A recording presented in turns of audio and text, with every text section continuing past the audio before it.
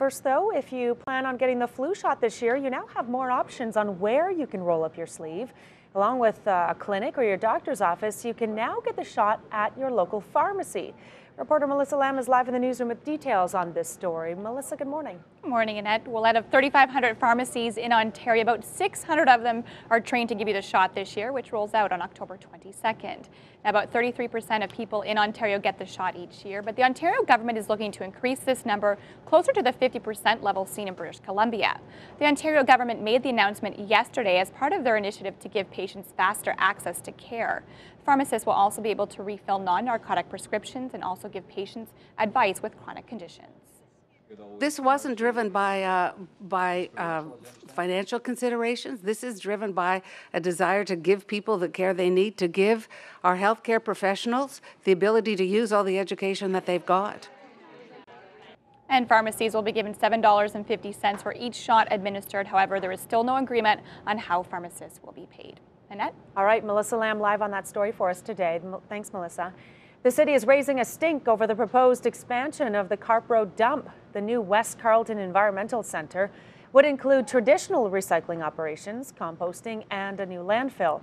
But the city is expressing concerns with Waste Management's plan to deal with odor.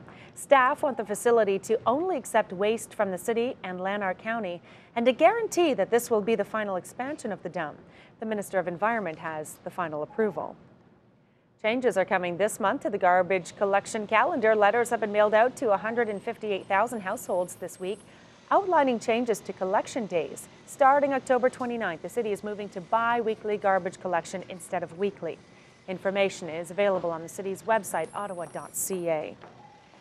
The city wants to make sure everyone is alerted to a fire. This time, the home is equipped with a visual strobe light smoke alarm. As part of Fire Prevention Week, officials demonstrated a visual smoke alarm that benefits people with hearing impairments. While a traditional alarm emits a piercing noise, a smoke alarm for people with hearing impairments flashes a bright light. The Ottawa Fire Service has set up displays and activities at shopping centres and libraries to educate the public on fire safety and prevention. The man accused of kidnapping and sexually assaulting a Nova Scotia boy is facing new charges after a court appearance. David James LeBlanc now faces 7 charges, including kidnapping and sexual assault. The RCMP launched an investigation after a woman reported a boy showed up on her doorstep barefoot and chained at his wrists and ankles. The body of the co-accused was found last week in Northern Ontario. And finally, Canada's robotic arm has made a big catch in space. The Canadarm grabbed a Dragon capsule as it arrived at the International Space Station this morning. The unmanned capsule is delivering supplies to the astronauts on board the orbiting lab.